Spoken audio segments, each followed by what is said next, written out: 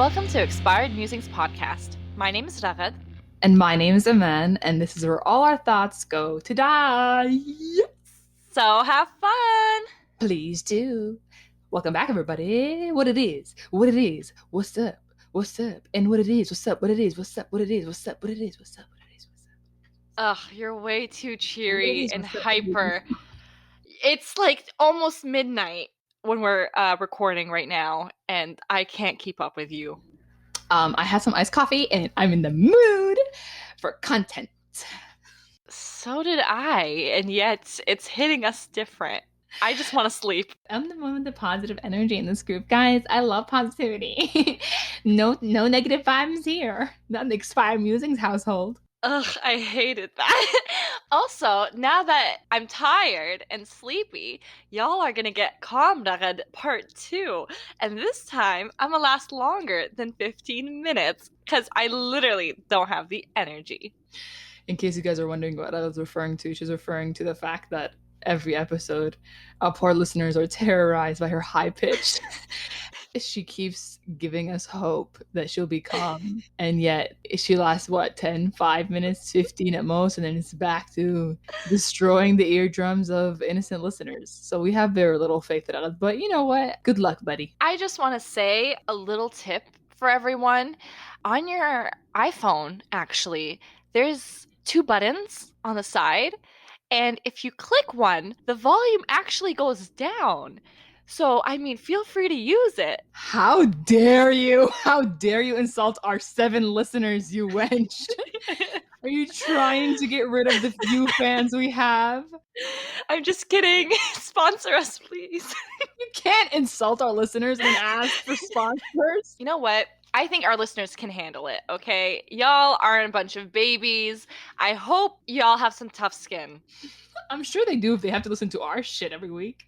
It's gonna be rough sometimes. It's gonna be rough and tough. Speaking of our shit, today's episode is exciting. We really enjoyed doing last week's episode, the childhood nightmares, and it was a lot more personal, I think. Right, Ragad? Would you agree? Yeah, it was a lot more storytelling, and I think both of us really enjoyed that because we've always loved listening to stories, and I mean, we both watch a lot of content, whether it's on YouTube, movies, TV shows, and we both enjoy content and taking in content. So this was very much up our alley. And if you guys enjoyed that type of episode, please let us know and we could do a lot more. Yeah, we would love to know if this is something that you guys are happy with, these more anecdotal, personal narrative style of episode. So keeping that in mind, we have this episode, which we call The Good, the Bad, and the Ugly Television Edition. In this episode, we're going to be playing a little game. It's kind of like a game, I guess. And here's how it works. So you have the good, the bad, and the ugly. And what you do is each one of us is going to categorize a television show that we have previously seen into one of those 3 categories. So I'll start with the first one. When I say good is a show that you loved and you think was overall wonderfully executed. You would 100% recommend it and you would watch it again. You think it's a masterpiece. That's the good. Ragad, do you mind telling us about the bad? So the bad is basically a show that had an all-right premise. It started off pretty decently, but as it continued on, it became awful and just ridiculous. And you don't want to continue it anymore. Right. And the third one, the worst category, the ugly. The ugly is a show that was so incredibly bad that is just absolutely unredeemable in your eyes. You think that it was a waste of time. You would never recommend it. You think it was a waste of money and resources, and you wish you could erase it from your brain. That is the ugly. So this is how it's going to work. We'll start off with the good. I will talk about my good show, and we'll discuss it for a little bit. And then Dada was telling me about her good show. And they'll be back to me with the bad, and then her with the bad, and so on and so forth. So I hope you guys kept up with that. I hope you didn't get lost, you silly little geese. Wow, assuming our listeners are, 12? I think they can keep up with a little instruction. No, I'm sure our listeners are adults. Hello, guys. Ooh, adult podcast here.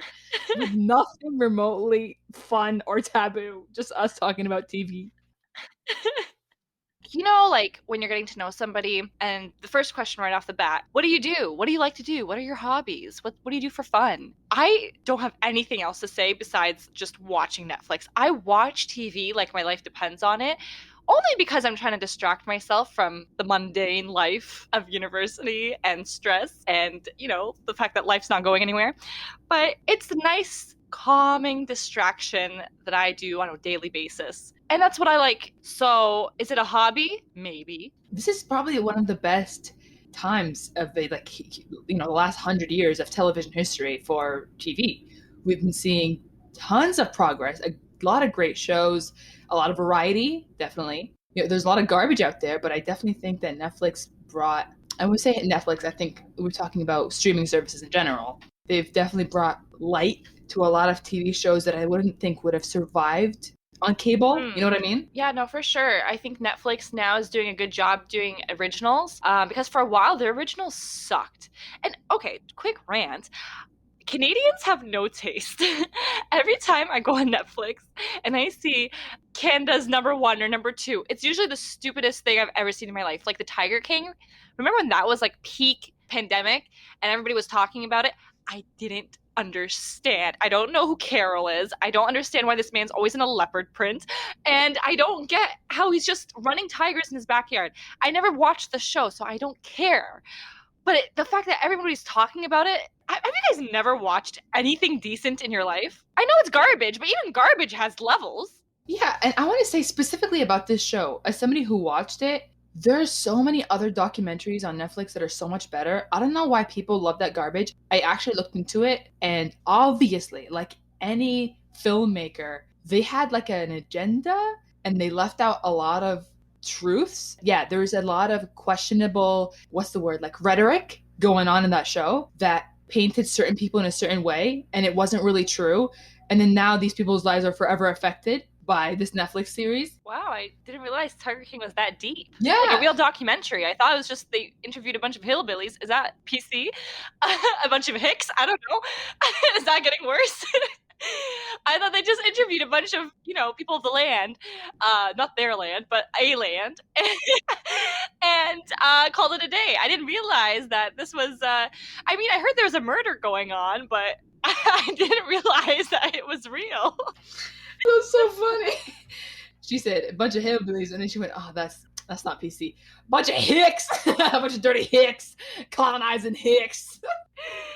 Yeah, I guess. Yeah, I mean that show, it really was garbage. And anyways, it was one of those things like a lot of times things blow up on Netflix, and you're like, I don't know why the hell would anybody want to possibly watch this trash. And then other times they make masterpieces, and you're like, thank you for this. And then other times they make really good stuff, and then they pull the plug on a great show like 3 seasons in. And I'm like, come on, dude. Yeah, I think that's Netflix's issue because they started off so many different series, and I don't know if it's like a money-making scheme where they just don't want to invest anymore in their series. And they're like, oh, well, people only are going to watch the first 2, and then they go and make another million other series. And it's like, I'm going to quit. I'm going to unsubscribe at this point if you're going to keep taking my shows away. This is all I have in my life, and I can't even enjoy a moment of peace without it. What that? Did you say? First of all, I was already concerned when you said unsubscribe when it comes to Netflix, as if you can.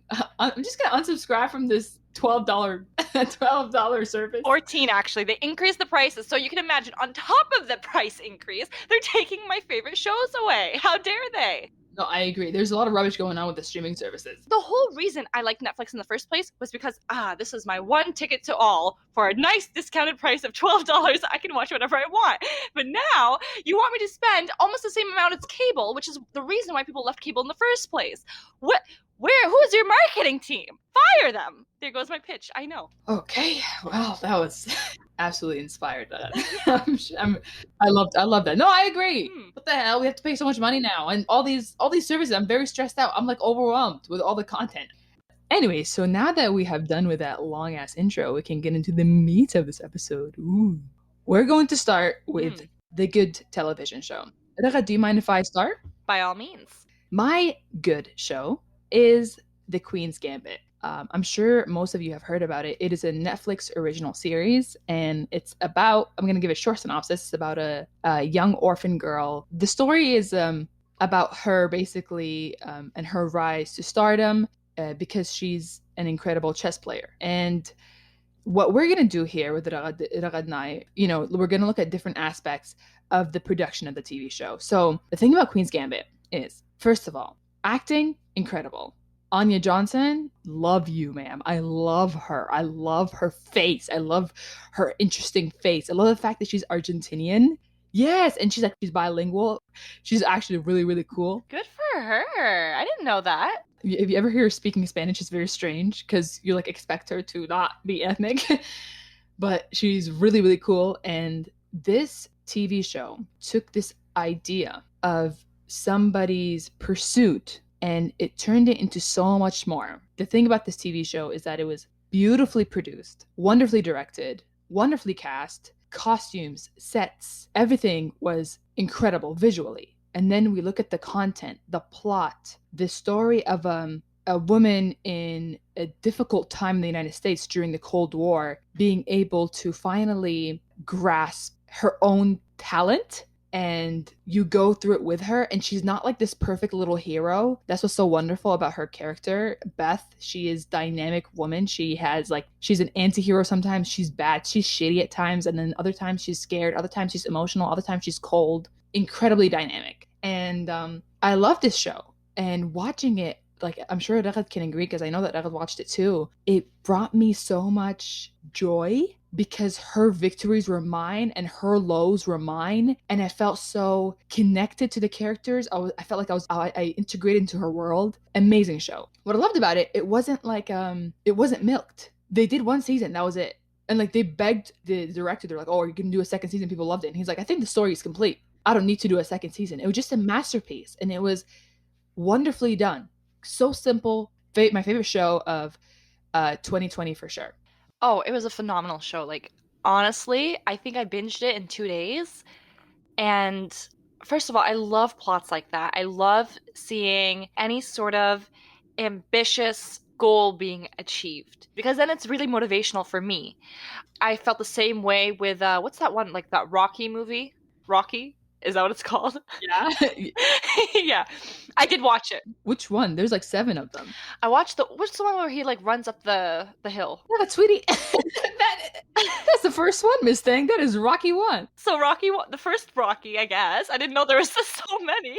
It wouldn't be called Rocky 1. It would just be called Rocky. Whatever. I love shows like that because I feel like so motivated to accomplish anything after watching a series like that.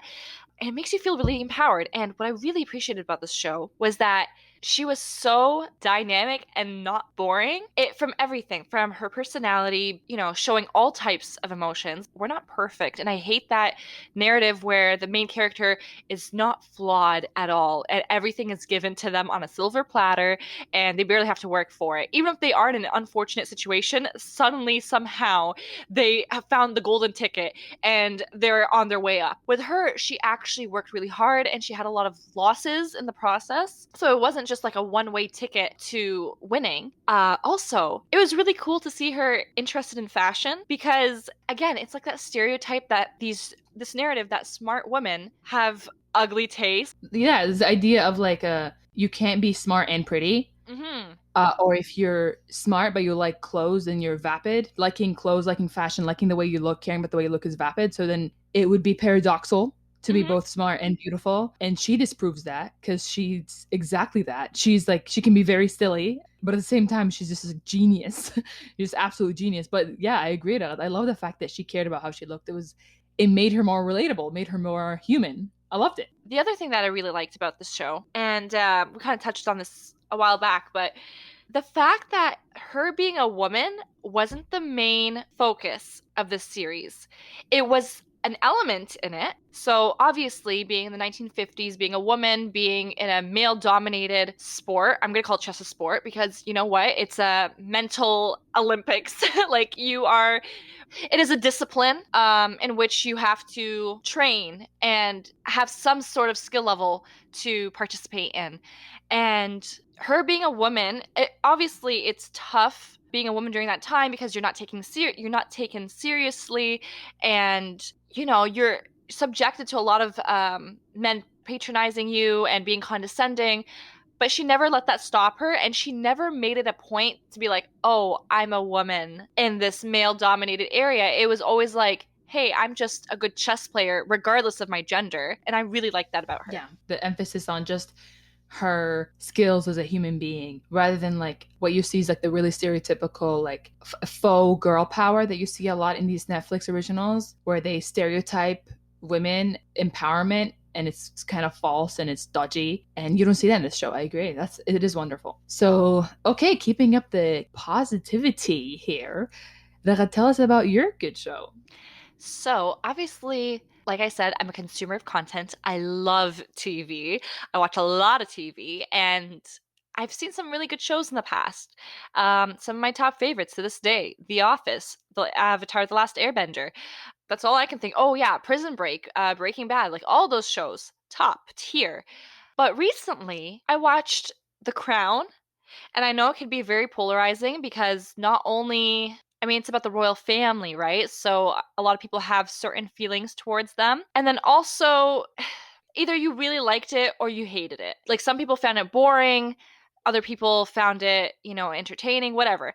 I was of the majority that really liked it. And the whole premise of it is you experience Queen Elizabeth's upbringing from the beginning of her taking on the crown to her at a later age, and you see her rise and her fall and the way that the monarchy operated during those times. The whole series, The Crown, it really puts in perspective. I know, first of all, I should probably say it's not total fact. There is a little bit of fiction, like the inner dialogues and maybe some of the monologues and, the between conversations of characters. However, a lot of the main events are based off of fact. And I would remember Googling every time there was a main issue, like, for example, the rock slide that happened in one of the episodes that basically wiped out a whole small town and killed a lot of children. I looked that up, and, that exactly happened. The Queen took days to come visit that town because they didn't really mention why she was so put off from visiting, but they did touch on it. And when you actually look up history, it was exactly that. She took maybe 2-3 days to go visit that town when her husband, her kids, a lot of, the prime minister, they all visited the town the minute that they got word that the mountain slide happened.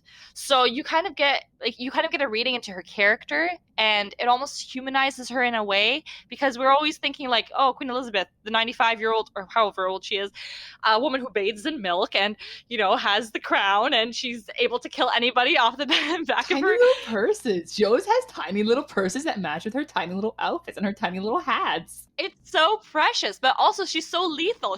There's no boundaries with her. But you learn so much about the royal family, and now I totally understand the hate behind Prince Charles, which piece of garbage of a human being. I hope I don't get, hunted down for this by the royal family. The thought that they would leave all their critics, people who have spent their lives trying to dismantle the royal family, and then after all go after you, some crusty 25-year-old Muslim girl in Ontario, Canada, who has a tiny podcast with her crusty tiny friend. A woman with opinions, clearly. Who do you think you are? You don't know what I do in my spare time. So, like I was saying before I was so rudely interrupted, Mr. Prince Charles over here, the way he treated Diana, I know I'm late to the party, I know, but this is new anger, and I'm with it. I know why he was such a piece of shit, and it was all because of Camila, and I'm not going to spend this whole episode, ranting about my, views of justice and what should have happened, but, that's all the more reason why I hate men. I think it stems down to that. He probably killed his wife, like everybody's saying, and now I have the evidence to prove it based off of the Netflix series. Sorry, are you her lawyer? Have you been hired? Man, I can't believe, first of all, my feelings about The Crown is I have watched multiple documentaries about the royal family, and they're all very, very interesting, especially as a Middle Eastern individual. And by Middle Eastern, I'm going to be more specific, as a Palestinian Jordanian woman. they did colonize us. We do be colonized. And due to the colonization, I feel like we definitely should look into their history a bit more and know what the hell was going on. You know what I mean? No, specifically because you brought that up. So obviously, we grew up our whole lives hating the British because, they gave away our country and all of that. However, you find through The Crown, a lot of it wasn't through the Queen herself. She has no role besides being impartial.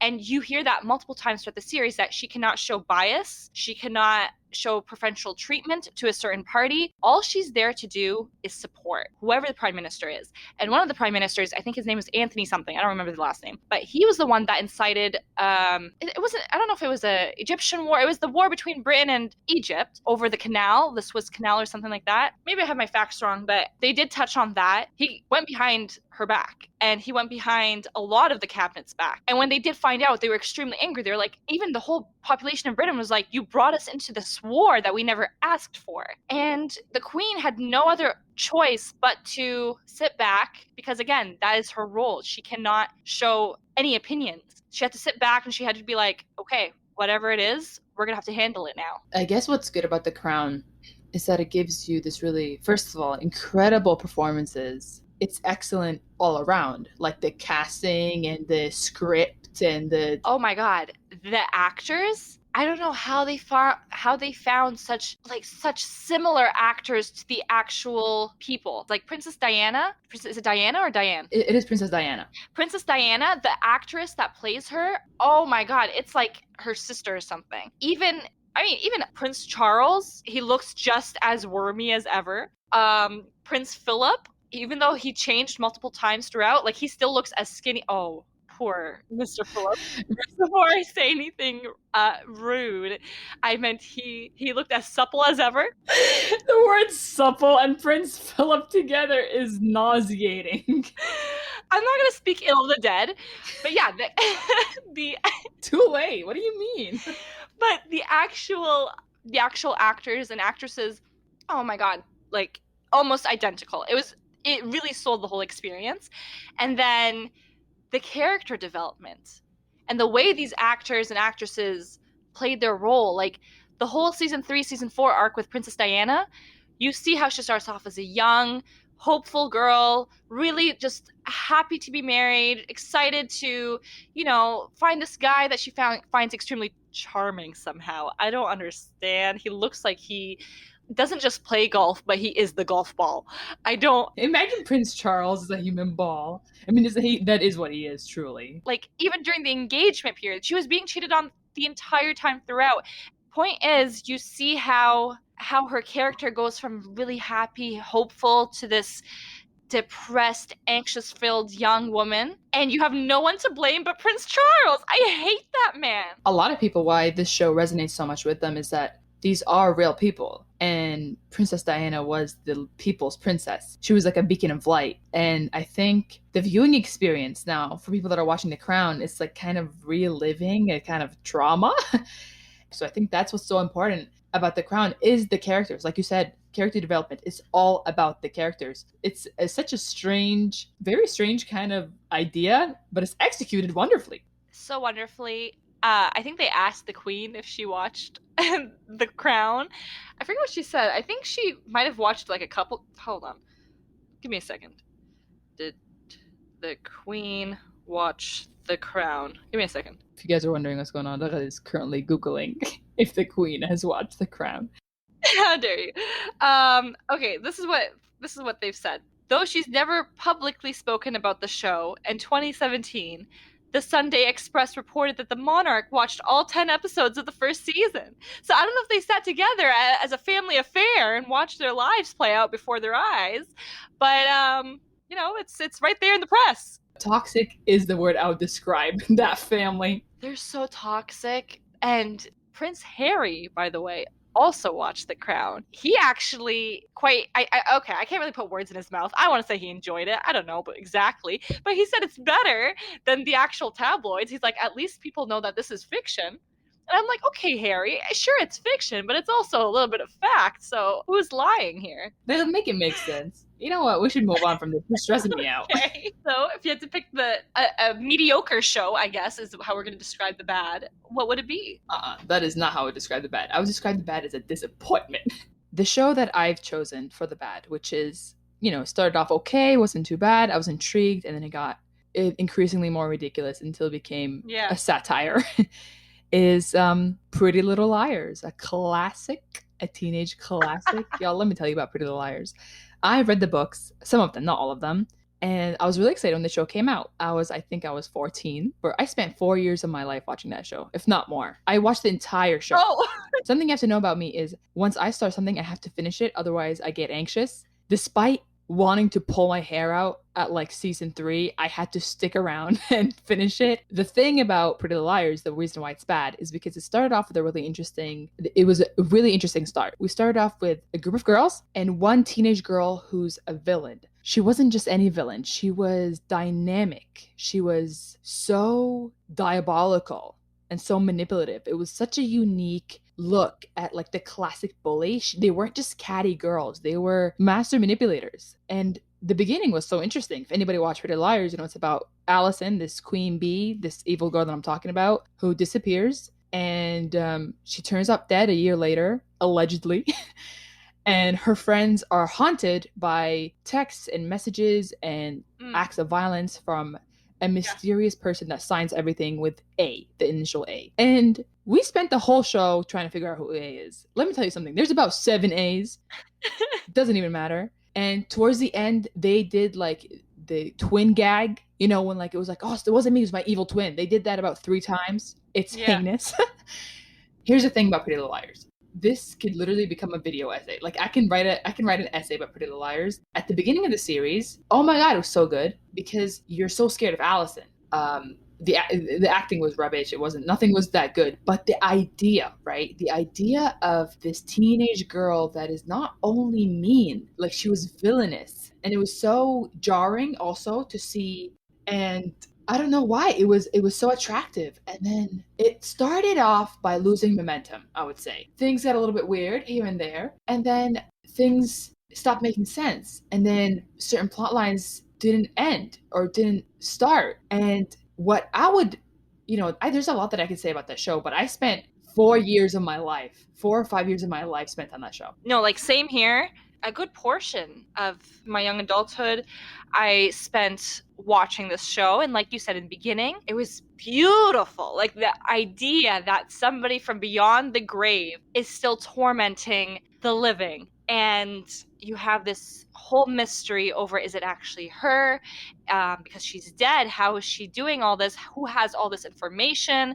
There were some weird plot holes. Like, I don't know if you remember not if you remember, you will remember if you watched it, the whole Ezra and Arya relationship, or the fact that her dad slept with one of his students. That was also kind of weird. Y'all, we watched this whole show as kids. Nobody was like, I remember being like, oh man, that's kind of gross. He's a teacher. And then I was like, he's a predator. Yeah. The show is mad problematic. And it tried to be woke so hard and it failed miserably. And the reason it collapsed in on itself was because of the creator of the show, Marlene King. This woman and her writers tried to outsmart her viewers because of this constant theorizing that the viewers were doing. I think they ended up actually stumbling upon the answers for all her little mysteries, because that's what the show is. It's just a big web of lies and mysteries. And they all go almost, I would say, a good 80% of the mysteries and the plot lines go unfinished. And so the ending was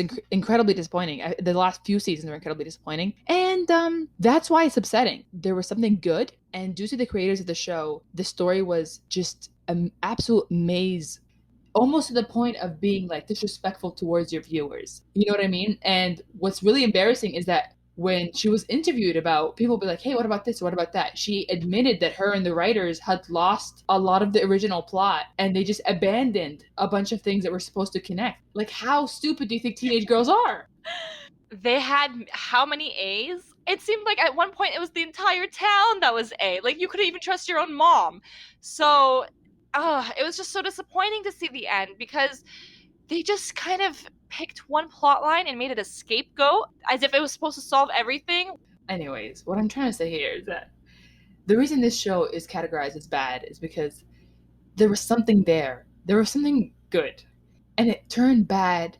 And I will never forget this. This is still one of the most upsetting moments of my life. Y'all, I was watching this show for years, dying to know who A was. You have to imagine living in my body as, I'm like 17 at this point and I've been through this. I'm like, if I gotta finish this, that's the thing, but I always finish it. And this is how I found out, y'all. Me and my cousin, Yasmin and I, we've been watching the show together every summer for the last 4 years. We click on the episode because we got it from like 123 movies or something. And it pops up. And like when you open a video and there's a thumbnail, and the thumbnail was A like revealing themselves. Imagine waiting 4 years to find out who A was through a thumbnail. And I regret every minute that I spent on that goddamn show. It stunted my growth, honestly. Oh my God, it was pure garbage. I'm just so frustrated with the show. It was really disappointing.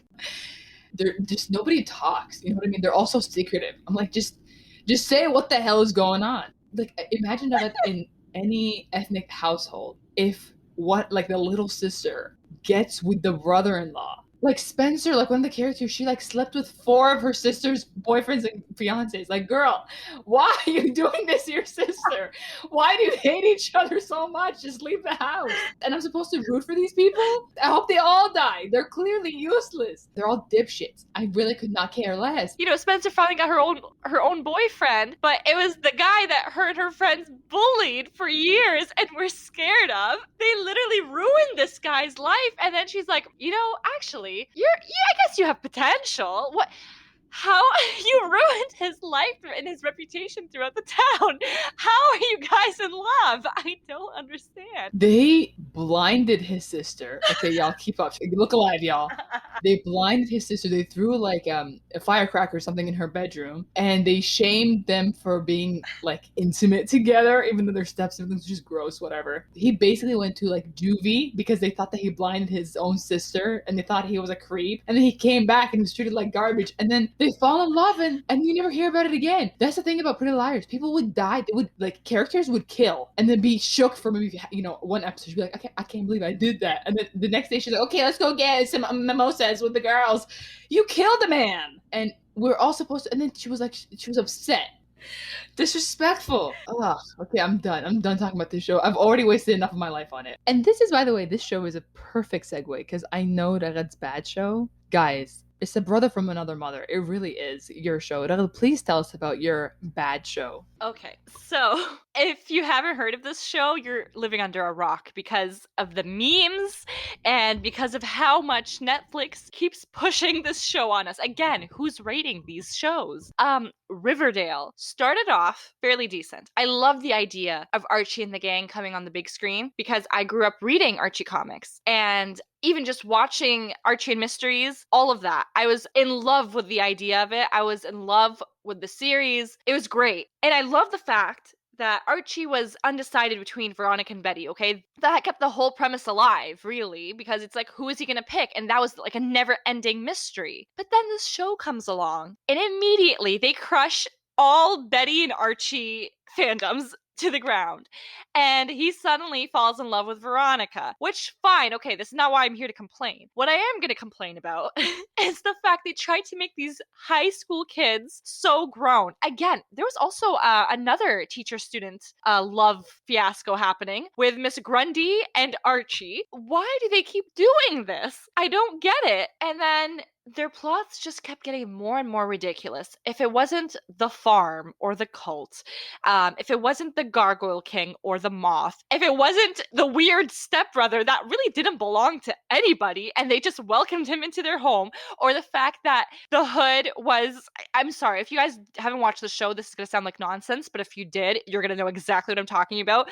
Why is Betty's dad so involved in these kids' lives? Actually, most of the adults in the show just can't seem to step away from high schoolers. It's predatory. Like, have a life. Get a job. What are you doing at home all day? That's exactly, I think, what's weird with it. It's the same thing with Pretty Liars, is because it's written by adults, and then these shows go on for so long that the fandom starts to grow up, and they try to integrate the adult viewers with the kid viewers, and you end up having adult characters that are really involved in teenage characters' lives, and it's really disturbing and predatory.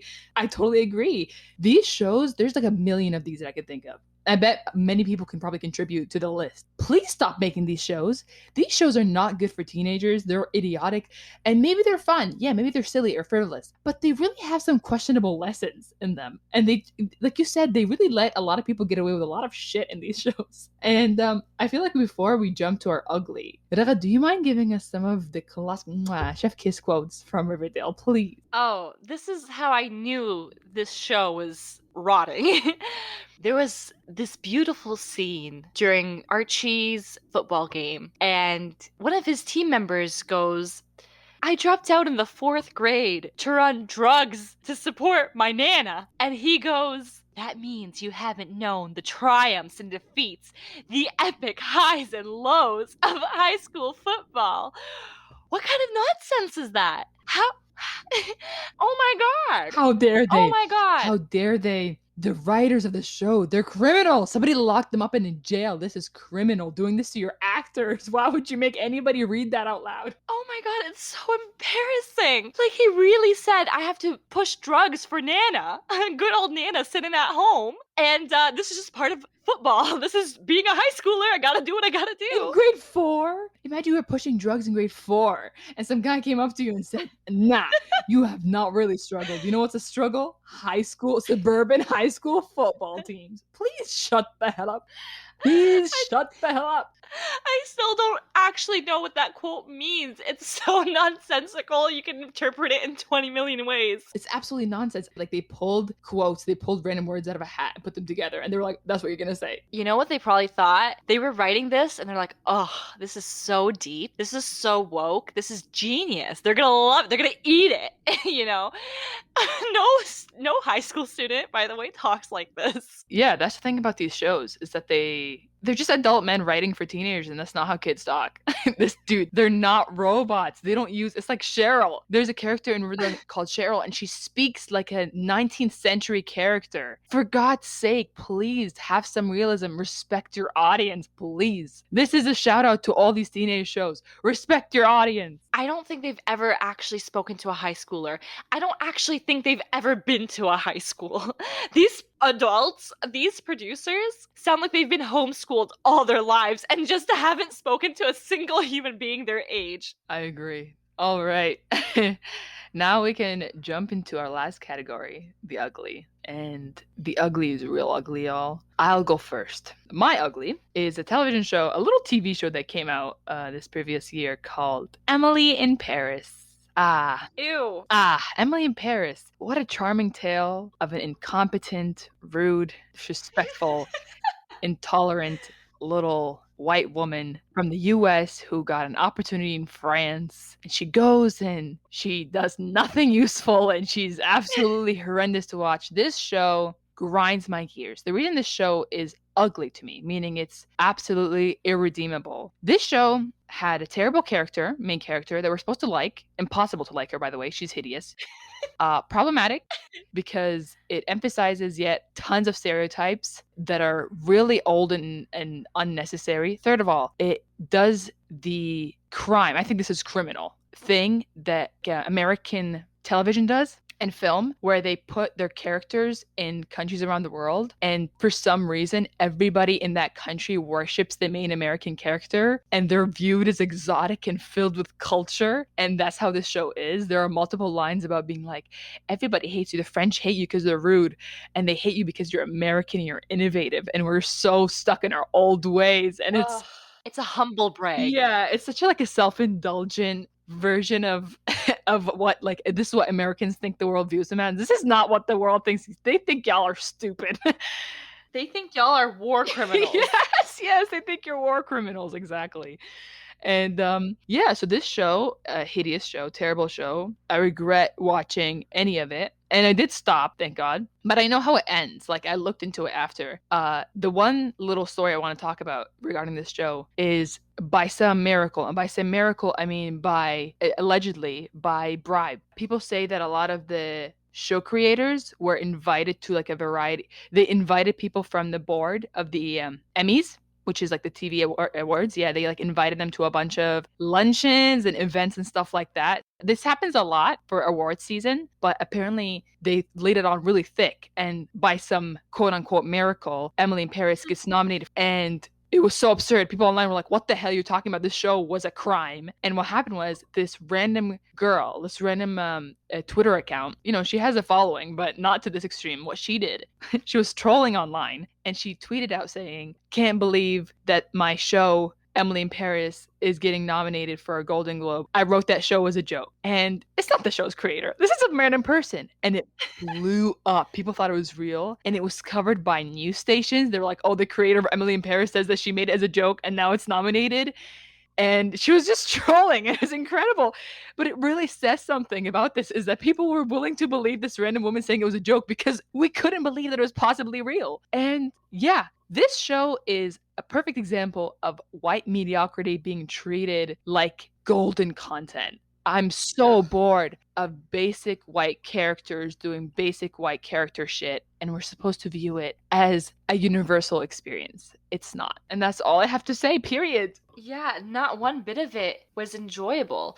Like, she was insufferable. From the minute she landed in Paris, she didn't bother learning the language. She immediately walked into this advertising firm thinking that she was going to revolutionize it. And the French didn't want none of that. But instead of sticking to their guns, I would have enjoyed it a lot more if they just hated on her the entire time and they just, you know, put her in her place, because it's that whole idea that the American way is the way. And she actually pushes that narrative multiple times. And like I said, I wished they stuck with the narrative that the French were over it. I wish they stuck to their guns, but instead they ended up breaking. They're like, oh, you know what, kid? You've got charisma. You've got what it takes to be part of this firm. And she didn't prove herself in any way. She didn't offer any sort of decent advice besides just making an Instagram account. Yeah, they got like a bazillion followers in an hour. Which, by the way, is not easy. I'm pretty sure, first of all, from personal experience, Instagram limits the amount of people you can follow in a day, okay? So let's not fool each other here. Second of all, it's incredibly hard to grow your account. We're telling you this from first-person experience. So if you get a random follow, well... follow us back, please. Sorry, not sorry. Well, last of all, please tell us about your ugly show. I thought you'd never ask. Well, this took me a while to come up with because I haven't seen any terrible shows for some time, and I had to like reach into the back of my brain into what I've canceled and wiped out of memory. And I have to say, Gossip Girl is one of those shows where none of the characters were redeemable at the end. None of them. They were all terrible. They were all terrible people. They all hated each other. They all slept with each other. They all betrayed each other. They weren't, as much as they wanted to push that narrative of, you know, we're rich and high class, why would they treat their own friends that way? Ugh, I don't know. You know what, though? It did get me through a lot of dark times in university, and by dark times I mean exam season, so it was a nice distraction, but I knew I was watching garbage the entire time. There was nothing great about it. The fan that spoiler, Dan was Gossip Girl. How does that make sense? Why is this boy obsessed? That's so creepy. And then they go, and the funny thing is, Dan is now, I don't know who the actor, I forget what's the actor's name? I forget. Anyways, the actor for Dan, he is somehow stuck with this permanent role of being a weirdo. Oh yeah, Penn. Yes, Penn Humpley or whatever. Penn Bagley. Penn Bagley. He's Penn Bagel. Bagel. Okay, yeah. So Penn Bagel here he goes on to keep playing these roles of a creepy man that just watches people from third point of view and just stalks them. In You, I thought I was watching Dan as an adult. It was just him in a different form. So yeah, no, I hated Dan. He got insufferable near the end as well. He was really like getting naggy and on my nerves. I hated his sister. She was a brat. I hated Sabrina. Well, no, not Sabrina. Serena. She was so self-absorbed. Nate had no backbone. Okay. No. I think we got it. You hated all the characters. You don't have to list them one by one. No, you can. People just go through the IMDb for that, please. It's true. They're insufferable, and I'm not trying to have an agenda here, but again, push it. White mediocrity being a theme in these shows, just rich white people doing rich white people shit. That is weird and unrelatable, and they're all terrible people that are extremely unlikable.